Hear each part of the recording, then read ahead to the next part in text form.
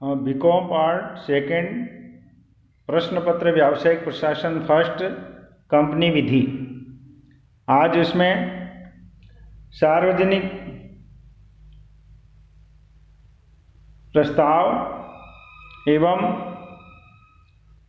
प्रविवरण के बारे में अध्ययन करेंगे।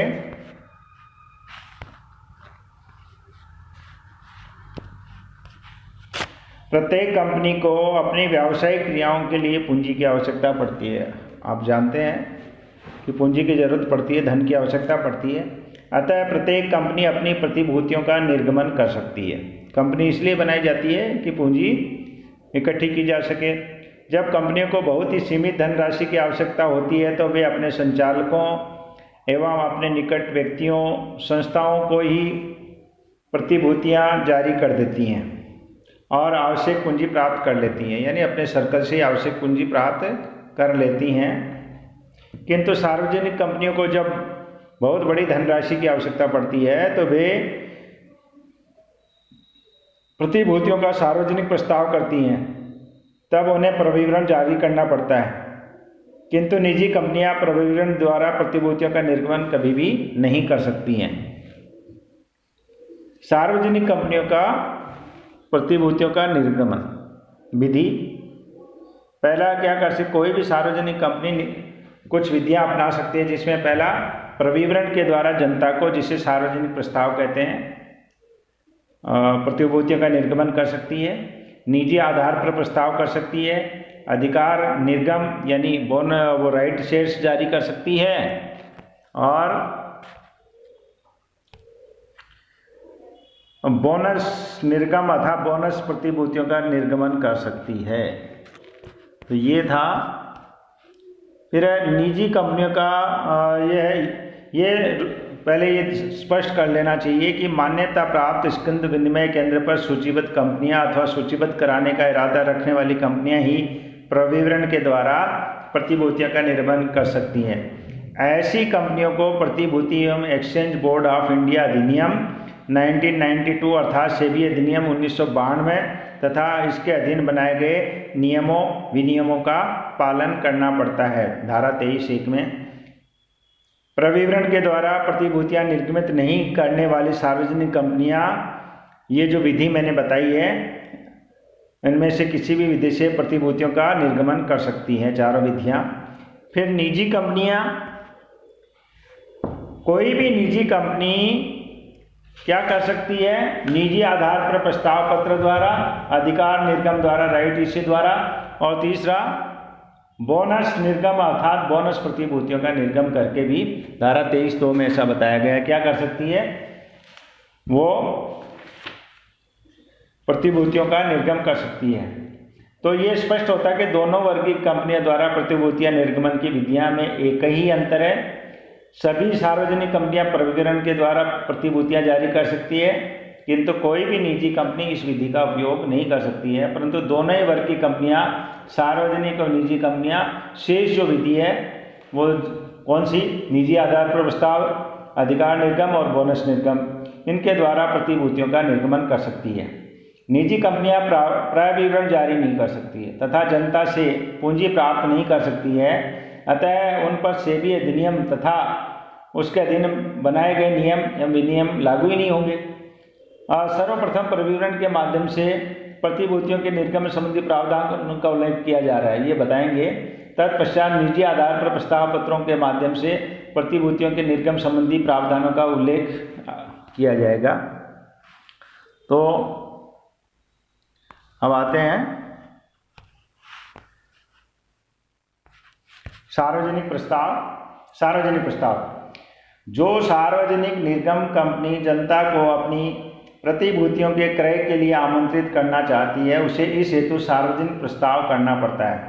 सार्वजनिक प्रस्ताव करने या जनता को निमंत्रण देने से हेतु कंपनियों का प्रविवरण जारी करना पड़ता है। सार्वजनिक प्रस्ताव से तात्पर्य प्रतिभूतियों का ऐसा प्रस्ताव है जो किसी सार्वजनिक कंपनी द्वारा अथवा उसके विद्यमान अंशधारियों द्वारा प्रविवरण जारी करके किया जाता है। तो यानी वर्तमान को भी किया जा सकता है और जनता को भी किया जा सकता है। सार्वजनिक प्रस्तावों के प्रकार। पहला है प्राथमिक सार्वजनिक प्रस्ताव, दूसरा है अनुगामी सार्वजनिक प्रस्ताव। ये दोनों प्रस्ताव कंपनी द्वारा प्रविवरण जारी करके किए जा सकते हैं। तीसरा, विद्यमान सदस्य या प्रवर्तक द्वारा प्रतिभूतियों के विक्रय हेतु प्रस्ताव। ऐसा प्रस्ताव भी प्रविवरण जारी करके ही किया जाता है। ऐसा प्रस्ताव भी प्रारंभिक एवं अनुगामी दोनों ही प्रकार का हो सकता है। तो पहला है प्राथमिक सार्वजनिक प्रस्ताव। जब किसी असूचीबद्ध कंपनी द्वारा अपनी नई प्रतिभूतियों का अथवा ऐसी कंपनी के किसी भी विद्यमान अंशधारी द्वारा धारित प्रतिभूतियों का अथवा दोनों के द्वारा ही पहली बार जनता को प्रतिभूतियों के विक्रय का प्रस्ताव किया जाता है, तो उसे प्राथमिक सार्वजनिक प्रस्ताव या प्राथमिक जन प्रस्ताव कहते हैं। ऐसे प्रस्ताव से उस कंपनी की प्रतिभूतियों का किसी भी मान्यता प्राप्त स्कंद विनिमय केंद्र में सूचीबद्ध एवं लेन देन का रास्ता साफ हो जाता है। इस प्रकार प्राथमिक प्रस्ताव से तात्पर्य यह है कि किसी असूचीबद्ध सार्वजनिक कंपनी द्वारा पहली बार जनता को अपनी प्रतिभूतियों का निर्गम करना, और दूसरी बात, किसी असूचीबद्ध सार्वजनिक कंपनी के किसी विद्यमान सदस्य या प्रवर्तक द्वारा धारित प्रतिभूतियों का विक्रय हेतु प्रस्ताव करना।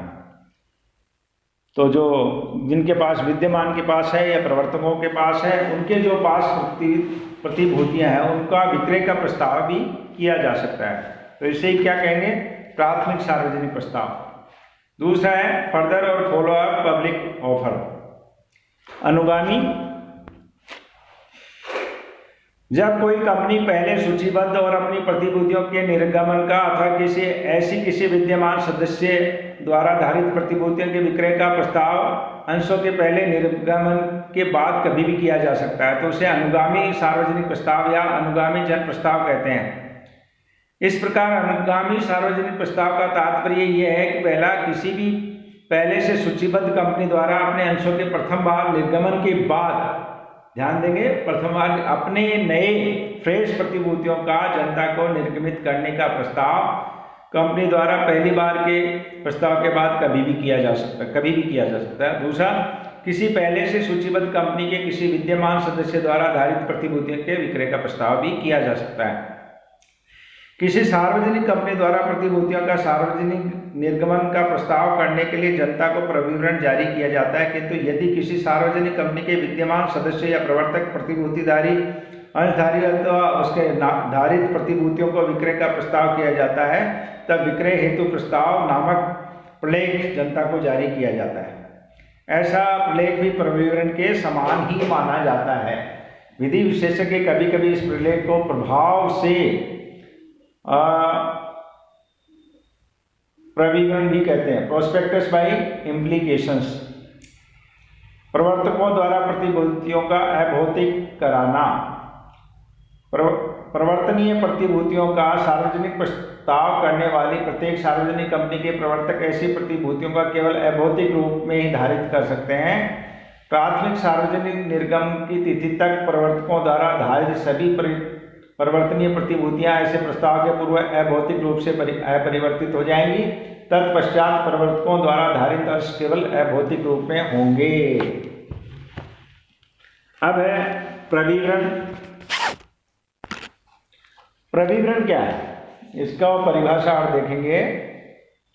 प्रविवरण से तात्पर्य ऐसे प्रपत्र से है जिसे प्रविवरण की तरह से वर्णित अथवा निर्गमित किया गया है, जिसे मायावी प्रविवरण अथवा सेल्फ प्रविवरण अथवा किसी भी प्रकार का सूचना पत्र, परिपत्र, विज्ञापन या अन्य प्रपत्र भी जिनमें सम्मिलित हैं, जो किसी समामेलित संस्था की प्रतिभूतियों के अभिदान या ऋण पत्रों के क्रय के लिए जनता से प्रस्ताव आमंत्रित करता है। ये सब बातें आ गई इसमें, परिपत्र भी आ गई, सूचना भी आ गई, विज्ञापन भी आ गया, सूचना पत्र भी आ गया। इस प्रकार प्रविवरण कोई ऐसा प्रलेख है जिसे प्रविवरण के रूप में वर्णित या जारी किया गया है, जो किसी कंपनी, समामेलित संस्था के प्रतिभूतियों के अभिदान या क्रय के लिए जनता को आमंत्रित करता है। प्रविवरण शब्द में मायावी प्रविवरण यानी हेरिंग रेफर्ड जो है प्रविवरण कहते हैं अंग्रेजी में इसको, मायावी प्रविवरण या सेल्फ प्रविवरण भी सम्मिलित है। ये किसी भी ऐसे सूचना पत्र, परिपत्र, विज्ञापन या अन्य प्रपत्र के रूप में भी हो सकता है यदि उसे प्रविवरण का नाम दिया गया हो। और प्रविवरण की अगर विशेषताओं की बात करें इस परिभाषाओं में, तो प्रविवरण क्या हो गया? एक प्रलेख है जिसे प्रविवरण के नाम से वर्णित या जारी किया गया है। प्रविवरण, मायावी प्रविवरण, सेल्फ प्रविवरण कोई भी सूचना पत्र, परिपत्र अथवा विज्ञापन के रूप में हो सकता है। ये तीसरी बात है, ये किसी सार्वजनिक कंपनी द्वारा जारी किया जाता है, जो भी निजी कंपनी इसे जारी नहीं कर सकती है। चौथा, ये जनता को जारी किया जाता है। पांचवा, ये किसी सार्वजनिक कंपनी समामेलित संस्था द्वारा जनता को अपनी प्रतिभूतियों के अभिदान या क्रय हेतु आमंत्रित करने के लिए जारी किया जाता है। प्रविवरण क्या है? एक लिखित प्रलेख है। यह मौखिक या गैर शाब्दिक नहीं हो सकता। प्रतिभूतियों के अभिदान के लिए मौखिक रूप से दिया गया निमंत्रण प्रविवरण नहीं होता है। इस प्रकार टेलीविज़न या फिल्मों द्वारा दिया गया विज्ञापन भी प्रविवरण नहीं होता है। प्रविवरण में लिखी तिथि ही प्रविवरण के प्रकाशन की तिथि मानी जाती है। प्रत्येक प्रविवरण में उन सभी बातों का उल्लेख होना चाहिए तथा उन सभी प्रतिवेदनों को सम्मिलित करना चाहिए जो कंपनी अधिनियम के प्रावधानों द्वारा विनिर्दिष्ट किए गए हैं। 9th, प्रविवरण पर कंपनी के संचालकों अथवा प्रस्तावित संचालकों तथा उन सभी व्यक्तियों के हस्ताक्षर होने चाहिए जिन्हें प्रविवरण जारी करने की सहमति प्रदान की है। प्रविवरण का जनता को निर्गमन तभी किया जा सकता है जबकि प्रविवरण का रजिस्ट्रार के पास पंजीयन हो गया हो। प्रविवरण संबंधी सभी प्रावधानों का प्रशासन सेवी द्वारा किया जाता है। धारा 24। अब कुछ बात इसमें और आ गई। ये तो हो गया, प्रविवरण हो गया, विशेषता हो गई। अब है प्रविवरण कौन निर्गमन कर सकता है। तो पहला है, किसी भी सार्वजनिक कंपनी कर सकती है। ऐसी कंपनी की ओर से कोई व्यक्ति कर सकता है। कंपनी के निर्माण से संबंधित या निर्माण में हित रखने वाले व्यक्ति द्वारा किया जा सकता है। कंपनी के निर्माण से संबंधित या निर्माण में हित रखने वाले किसी व्यक्ति की ओर से कोई व्यक्ति कर सकता है। जैसे मान लो कोई अंडरराइटर कर सकता है, कोई दूसरी संस्था को कर सकता है जिस कंपनी का काम ही प्रविवरण जारी करना हो और उसको अधिकार दे दिया जाए। पांचवा, उस व्यक्ति या संस्था द्वारा जिसे कंपनी के अपनी प्रतिभूतियां इस अभिप्राय से आवंटित की है अथवा करने का ठहराव किया है कि उन्हें जनता को पुनः प्रस्तावित किया जा सकता है। तो ऐसे व्यक्ति से जो ठहराव हुआ है, एग्रीमेंट हुआ है या संस्था है, वो भी जारी कर सकती है। अच्छा, प्रविवरण का निर्गमन जारी करना कब आवश्यक नहीं होता? कुछ दशाएं। पहली दशाएं, जब कोई सार्वजनिक कंपनी अपनी प्रतिभूतियों के विधान या क्रय के लिए जनता को आमंत्रित नहीं कर रही हो। दूसरे शब्दों में, जब कोई सार्वजनिक कंपनी अपनी प्रतिभूतियों को निजी आधार पर ही प्रस्ताव पत्र जारी करने का विक्रय कर रही हो, विचार कर रही हो। दूसरा, जब प्रतिभूतियों का खरीदने का प्रस्ताव या निमंत्रण कंपनी के विद्यमान सदस्यों को किया जा रहा हो, चाहे उन्हें अंशों ऋण पत्रों को किसी दूसरे व्यक्ति के पक्ष में परित्याग करने का अधिकार हो अथवा नहीं। तीसरा, जब इसी प्रकार के अंश कंपनी द्वारा पहले ही से जारी किए जा सके हों तथा उनका किसी मान्यता प्राप्त स्कंद विनिमय केंद्र में लेन देन होता हो, तब प्रविवरण जारी करने के जो सेम कैटेगरी के हैं तो प्रविवरण जारी करना आवश्यक नहीं होता। और बाद में जब किसी व्यक्ति को कंपनी की प्रतिभूतियों के अभ्युपगमन हेतु सद्भावनापूर्ण निमंत्रण दिया जा रहा हो तो ये उल्लेखनीय है, कोई भी निजी कंपनी जो है ना, वो प्रविवरण जारी करने का हक नहीं रख सकती है, तो वो जारी नहीं कर सकती। और ये कुछ जो